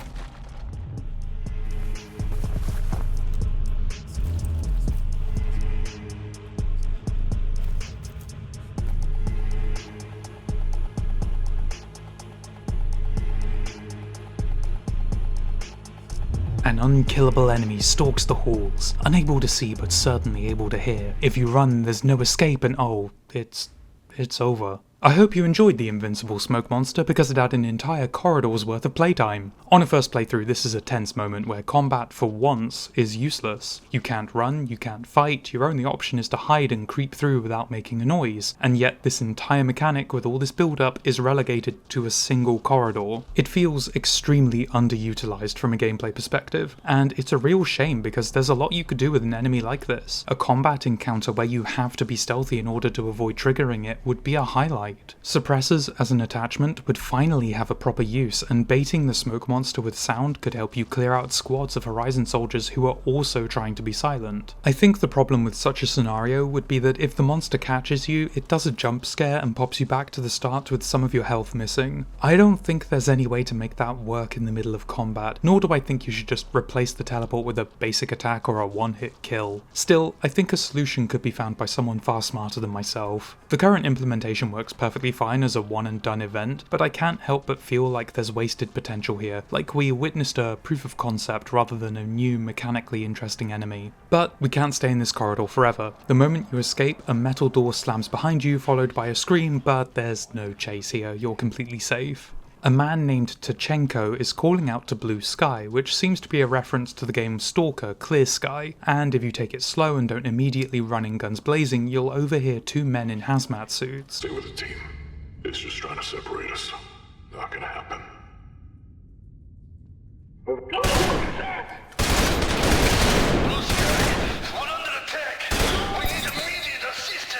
Followed by Tachenko demanding backup as you're roundhouse kicked to death. Okay, screw the law then.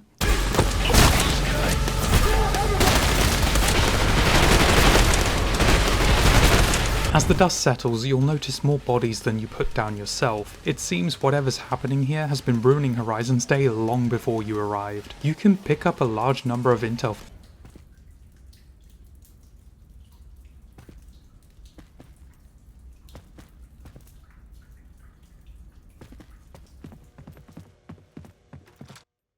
Yellow wallpaper, damp carpet, the constant hum of overhead lights. It's the back rooms. Now, to shatter the illusion immediately, no, you cannot get lost here. Trepang maintains its linear level design despite the labyrinthine nature of the back rooms. Seeing as exploration with the limited stamina system would be too painful, keeping 106 on a direct path is easily the right call to make here, especially seeing as the environment and atmosphere are what you should be focusing on. There are Horizon corpses hidden slightly out of view. It's clear that the backrooms are being explored by Horizon, another anomaly they're keeping behind closed doors. Searching a little further reveals our missing colleagues. Rest in peace, Slash and Fish, you died as you lived, doing nothing. There is no combat, just pure atmosphere as you wander around looking for a way out. The environment is phenomenal, really selling the idea of the backrooms beyond a simple coat of paint and bad lighting. But all things come to an end, and yours is a green light at the end of a tunnel.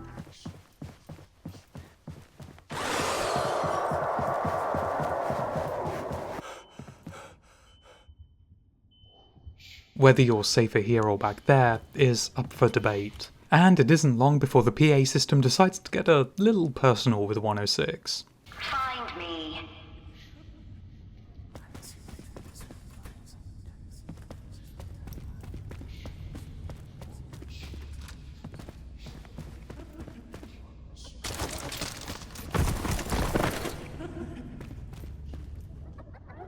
You're being toyed with.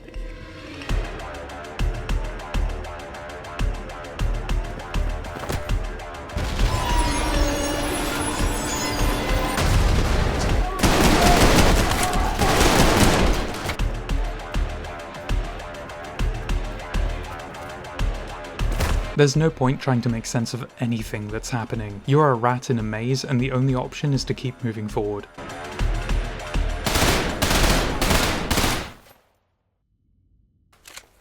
Along the way you can meet one of the best HVTs in the game. Hello Kronos.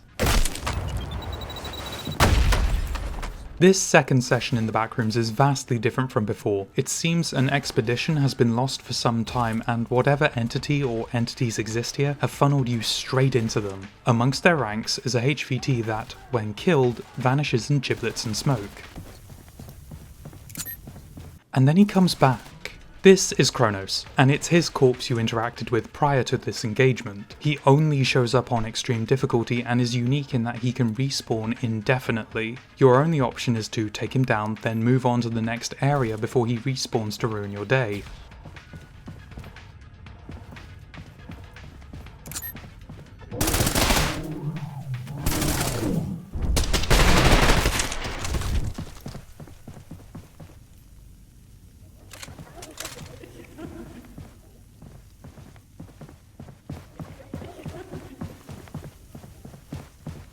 Another holdout of a Horizon expedition is here, with Kronos once again present. He may be as weak as a regular soldier, but his persistence makes him feel like a much bigger threat than he actually is. But eventually, his time will run out. Blue Sky Officer is here with a final holdout of men, as well as 3 Kronoses? Kronai? 3 of him. Putting him down here puts him down for good. Kronos is so well designed as a HVT. He doesn't have any special weaponry or even a single voice line to his name, but his ability to keep coming back makes him memorable as an enemy, almost like a mini nemesis while you're trapped in the backrooms. Something as simple as he just won't stay dead elevates him far above the other HVTs to a point where only actual bosses and Hellfire from Crash Site can stand next to him in terms of quality. You have arrived at your destination. This is your final encounter in Site 83. How they got here is a mystery, but the rest of your squad is here trying to destroy this central shard of something. but the second you arrive to help, the entire squad is eliminated by shadows asking about their car's extended warranty. Once again, you're on your own. Your goal here is to destroy the shard by powering up the laser. To do so, you need to flip 3 switches that are protected by these shadows. They don't damage you, simply blocking access, but if Trepang has taught you anything by now, it's that any puzzle can be solved with enough violence. 4 squads of Horizon troops will arrive in waves. Every time a wave is defeated, the shadows will move to the corpses, explode them into giblets, then vanish, giving you access to the switch. It's fucking wave defense. Site 83, reinforcements have arrived. Deploying to containment zone to stabilize Object 83. No, why is it always wave defense? But there's a boss health bar. I could draw that with fucking crayon in Iron Dragon Data Center and call it Whitman's Patience for all the relevance it has. We've had one of the most atmospheric levels in the entire game, the best environment design and audio to date, and you're capping it off with Spooky's House of fucking wave defense. Okay, we're going to be picking this apart, not out of hate, but love, because Site 83 deserves a better finale than this. The arena itself is a problem. In terms of aesthetics, the developers have nailed it. The central monolith is imposing, and the caves and tunnels with scattered pieces of equipment really capture the vibe of Horizon sloppily poking an unknowable entity deep underground. Mechanically, this is awful. The monolith is a lot of dead space. No, wrong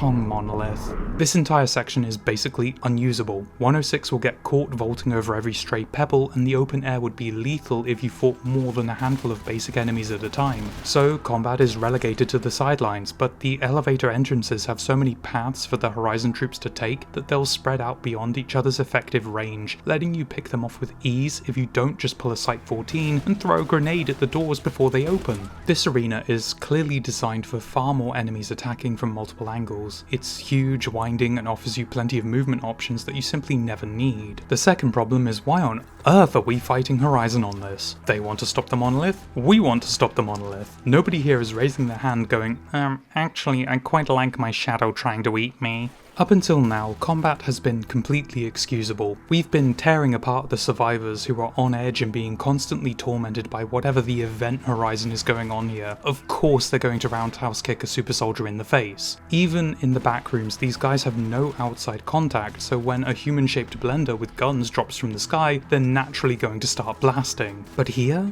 This is the reinforcement team. Their job is to contain the calamity. They should see us, think, oh thank god the shadows can play with him instead, and try to put an end to everything that's happening here. Thematically, it's completely out of place to be fighting Horizon, especially when the boss health bar is of Subject 83. Strangely enough, this arena seems to fit Jiggly Boys far better than regular soldiers. It's almost purpose built so that they can swarm around and charge straight to your position, with multiple avenues for you to evade. It would certainly explain the wide open sightlines throughout the area, as Jiggly Boys are unarmed. Maybe adding in a thematically appropriate version of Jiggly Boys would make this a more unique encounter? And that's if you even want combat. Site 83 has been all about atmosphere and warping to and from the backrooms. If you want a thematic end to this mission, then nothing could be more appropriate than a chase sequence in the backrooms while you attempt to power the laser. Instead of body blocking shadows, you could have something hunting you that you can't see or harm. We saw how the walls shifted during our encounter with Kronos, so an expansion on that would be a phenomenal end. It's okay to not have combat here. Site 83 can be the exception. All of this rambling and speculation is to make the point that you could put anything other than wave defense here and it would be an improvement. Trepang struggles with having exceptional ideas that are barely used or placed in situations where they struggle to show their full potential, and when that struggle becomes difficult or time consuming to solve, it seems the default fix is wave defense, and it's completely understandable why. This isn't a big dev team and they sure as hell didn't have a big budget. The fact that my only real complaints have been about specific moments rather than core gameplay foundations is a testament to how good this game is. However, I can't deny that wave defense as a concept is burning me out entirely. It isn't bad, it's just monotonous, and it feels like a weekend to such an incredible mission. But regardless of how it ends, it does end.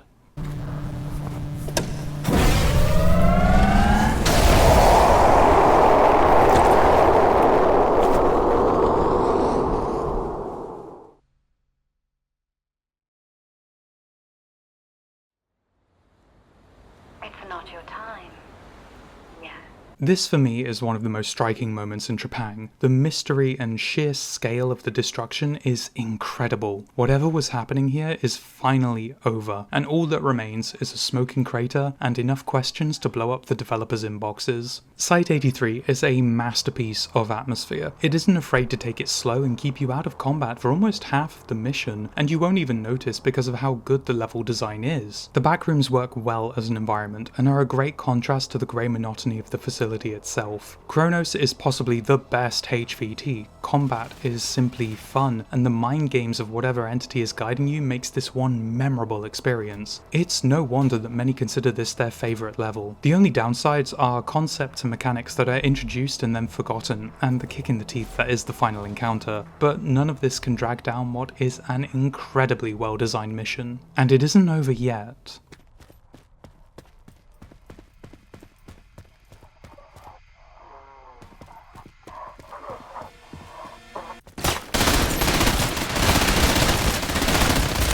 When playing on extreme difficulty, the HVT Infiltrator has a 20% chance to spawn in after completing a mission. I got lucky with his timing here, though my heart rate would say otherwise. He's a basic enemy, and his only real weapon is the element of surprise, but the idea that you aren't safe in the safe house will definitely stick with you from now on. Okay, we had our break. Let's do this. Side content. It's all wave defense. There is nothing else in this sea of menus and maps. Pick a game mode from Horde, Endless or Sandbox, then spawn in and start blasting. It's the side missions, but without the engaging dialogue, set pieces, or, well, anything really. You don't even have waves spawn in dynamically. Instead, they buzz in at the blue orbs, each round spawning progressively more difficult enemies. If all you want is more gameplay, then this is great. There are plenty of areas from the main campaign that never saw combat, such as the atrium in the Pandora Institute. Now you get to experience what fighting in a giant open box feels like. There are a couple of maps that are brand new, such as the Cultist Cemetery and Legacy maps, but the rest are repurposed campaign locations that really highlight how important map design is when it comes to the game's difficulty, and the side content isn't afraid to get silly sometimes.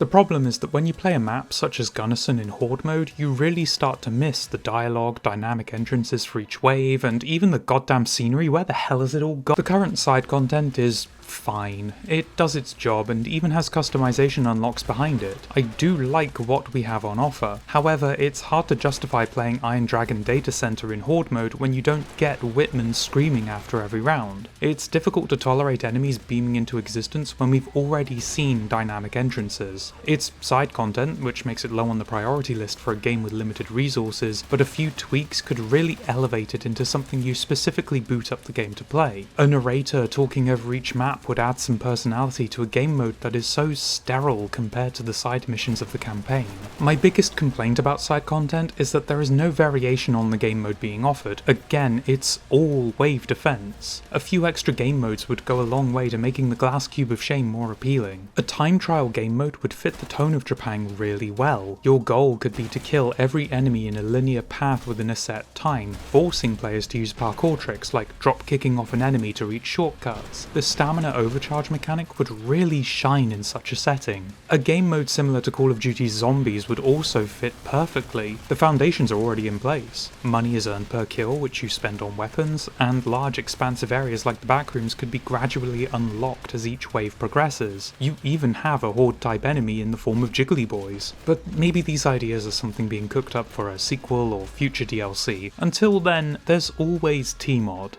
The cheats menu has some genuinely amazing stuff. From Infinite Cloak to giving everyone helium, there's a lot of fun to be had by simply ticking a few boxes and seeing what happens. But the king of them all is T-Mod, which is unlocked when you beat the campaign. This allows you to no-clip, spawn in enemies, disable their AI, even manually alter their bodies similar to Gmod, which the cheat is no doubt named after. You can even stop enemies from targeting the player, letting you order squads that you spawn in like you're playing a strategy game. But most impressive of all is the camera. Want to make your own cutscenes? You can. Want footage that actually looks halfway competent to fit into your video essay on an indie game? Here you go. Do you want to set a path for the camera to follow while highlighting key areas for it to turn and focus on? Holy hell, what is this function doing in a first-person shooter? This is insane. Whoever came up with this and decided, let's hand all this to the players, needs a medal. I cannot compliment the camera enough, and without it this video would not be possible. You could spend hours in Tmod playing around. There's even a sandbox option in the side content that doesn't spawn in waves explicitly for you to use Tmod. This is the real endgame of Trepang, and it is fantastic. I wish the game did a better job of explaining what Tmod can do. It is so fun. And with that, I am done talking about wave defense. No more, I quit. This is it. The final assault. You've beaten Horizon down, clearing facility after facility until this is all they have left. It's time to find Anton Lazar and finish this. Horizon needs to pay for everything they've done. To us. And to you. So naturally we're dropping into some sewers. Sorry, Civvy. Thankfully, it's just a single combat arena, but unfortunately it's an extremely open kill box, meaning that if you're not cloaked, you will be spotted and you will have your vision obscured by every bullet ever manufactured heading in your direction. Set some charges, take an elevator, and let's start the assault properly. On your leisurely stroll across the bridge, you see a new HVT, Chief Operating Officer. He poses no threat, though I find it highly amusing that he has a huge wad of cash sticking out of his pocket. Not enough to stop a bullet though. Once you reach the main entrance, you're joined by Shade Squad and given a chance to gear up in preparation for what comes next, and to help with that you're given an upgrade for the minigun. Smart bullets. They're far slower than regular shots, but they home in on enemies so you don't need to worry too much about aiming. When they land, they're devastating, but it all depends on whether you survive during their travel time. I've always struggled with the minigun, so adding even more wait time just results in me having a bad day. But in the right hands and the right situation, there is precious little that can withstand the barrage. The initial assault on Horizon is a well-designed arena that transitions from a large corridor with plenty of cover to a huge auditorium that is besieged by waves of Horizon soldiers. This is elevated by your TF-27 allies who really get a chance to shine joining the attack with you. Outside of the side missions where you can spawn them in if you have the cash, you don't get many opportunities to actually fight with allies. It's always a single arena affair, probably because they're actually good and the developers didn't want you to see the AI clear the game for you. These aren't pointless meat shields, give them a chance and they'll kill Anton all on their own. This opening hallway feels like you're assaulting a fortress rather than a corporate tower, and the auditorium is a great arena. As the stage opens up, it reveals a new enemy type for you to contend with, lawyer thugs. It seems in Anton's desperation he grabbed a bunch of office workers, splashed some Sunny D in their eyes and said, "Go nuts kids, the shotguns are that-a-way." They're better equipped and better armoured than standard Horizon soldiers, but at this stage of the game they're barely a roadblock. Except for one. See this man? See that red? That isn't Horizon red. That's to cover up your bloodstains after he's finished disemboweling you with a shotgun. They are lethal and should be treated as the highest priority threat in any fight. All it takes is one to leave you on the ground. Lawyer thugs are an interesting enemy because this is their only time to shine, and with all the carnage and bloodlust, you may mistake them as just another reskin of regular troops despite their upgraded equipment. And yet, if you pay attention, you'll notice their callouts are less military than the regular troops, making their actions less clear for you to react to. With the auditorium clear, you're sent up alone, probably because Shade Squad can't all fit in the elevator. Over there! I think I saw something! We are on the verge of a breakthrough in... During your ascent, Anton makes one final, desperate plea. Subject 106, you're not burning down an empire, you're burning down the hopes and dreams of thousands of scientists and innovators. Look around you. These aren't military targets, these are civilians. Have you ever noticed how the Syndicate is always the aggressor, always the invader? What you're committing today isn't justice, it's genocide. But it's too late. We've seen the secret facilities, the monsters they've unleashed and the bodies left behind. We have a mission to complete and enough ammo to see it done. For a final level, Horizon HQ feels a little off. Even as a standalone mission, and ignoring how this is the culmination of everything we've been doing the entire campaign, there is surprisingly little to talk about or highlight. Being generous and counting every area with enemies as a separate combat encounter, you're still left with less than 10 fights, including the final boss. And with no anomalies or areas to explore to keep the interim moments engaging, there is nothing aside from these fights to discuss. This is supposed to be the end, the result of all our efforts in shutting down Horizon. Time and time again we've been shown that they dabble in the anomalous, from Mothman to UFOs to the backrooms, and yet here in their headquarters we get some glowy eyes and a lot of shotguns pointed our way. Maybe we hit them a little too hard and this is all they have left? From a lore perspective, this level is fascinating, especially with how many intel files are left strewn about, but mechanically there's very little to even comment on. It's more Trepang combat, which is always excellent, but there's nothing new to discuss. Here's an arena, kill everything with a pulse,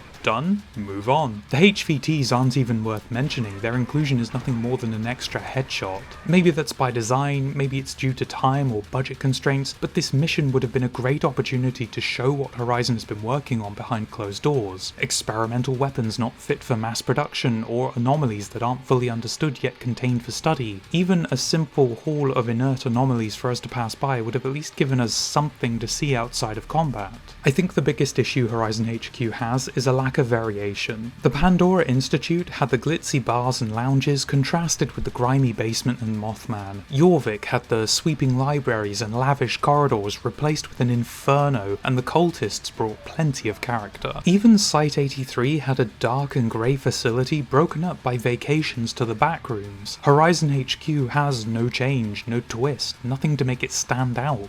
It has more in common with Site-14, the tutorial, than the rest of the game in terms of design. With such a focus on combat, you would also think that the HQ would have some memorable arenas to battle in, yet aside from the auditorium, almost everything is surprisingly forgettable. Almost. Horizon HQ has one last trick up its sleeve. It is, quite literally, big brain time. 6. What have they done to you? You can't do this to me. I've sacrificed everything for this! He's uploading his consciousness. You have to stop him. I hope you got used to the lawyer thugs, because now you have to deal with them and stop Anton from uploading his consciousness to several high IQ Balatro players. Yes, it's wave defense again. Kill some brains, wait for the next wave to start, kill more brains, rinse and repeat until all the brains are gone. However, I'm actually okay with this fight, as it adds enough variation to stop it from being compared to the likes of, say, Gunnison Complex. The fact you're on a timer makes it an extremely stressful encounter, and the sheer number of enemies flanking you makes this very difficult, especially on extreme difficulty.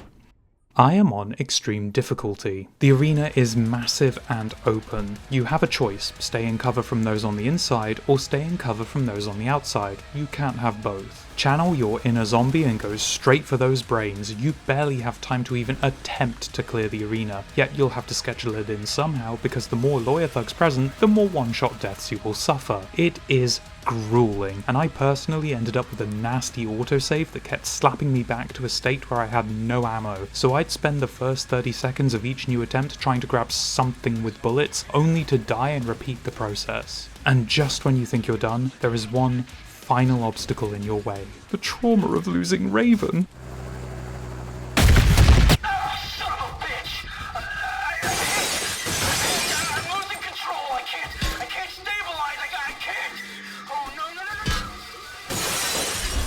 Oh, and the brainocopter. You're on a timer as you fight the helo. Shooting the brain will increase the timer, letting you chip away at the helo's health bar, but it's nothing a good old shotgun can't handle. Okay, maybe the shotgun's a little overpowered. This is a surprisingly good boss fight. The helo, not the brains. The mechanic of shooting the brain to delay the timer is great, and you can even finish the mission by exclusively destroying the brain and not the helicopter, though you may end up Swiss cheese from the minigun attached to it. Imagine if the enforcer from Jorvik could fly, and you get a pretty good idea on what to expect. It's a satisfying climax, and the whole brain gauntlet prior makes this entire section very memorable. But this is it. Anton has nowhere left to run, nowhere left to hide.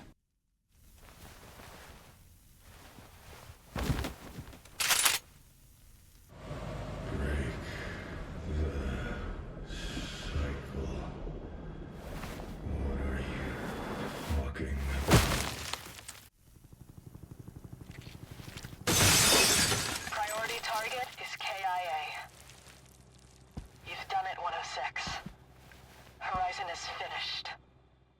And just like that, it's over. Horizon HQ ends on a high note, but the journey to that note is unfortunately disappointing. The entire mission is simply too short. The new lawyer thug enemies don't get enough time in the spotlight, and the headquarters for the faction we've been dismantling all campaign feels like a hotel rather than the focal point of Horizon. Watching the tower get assaulted by everything TF-27 has is a fantastic sight, but in terms of actual gameplay and level design, I find Horizon HQ to be an underwhelming end to an otherwise fantastic campaign. At least now 106 can get the rest he absolutely deserves. Don't fight it. Wait, not that kind of rest. You're our most valuable asset, 106. You served the Syndicate well. It's time for you to retire now. It was always meant to end this way.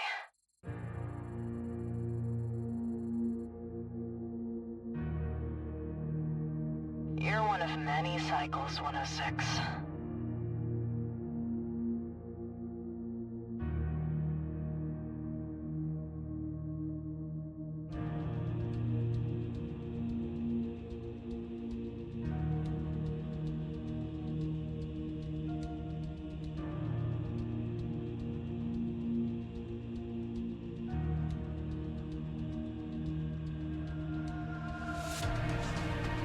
Each of you were created for a special purpose.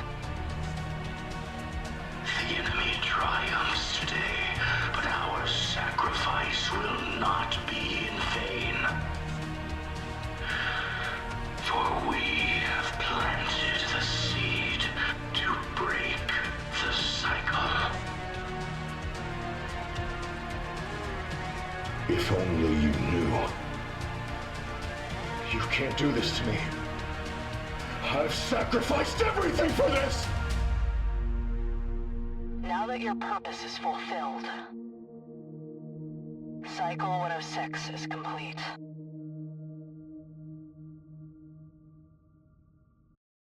Operations are complete. We're standing by. Acknowledged. Terminate Cycle 106. He served us well. Let's go back to the beginning. We have a lot to talk about.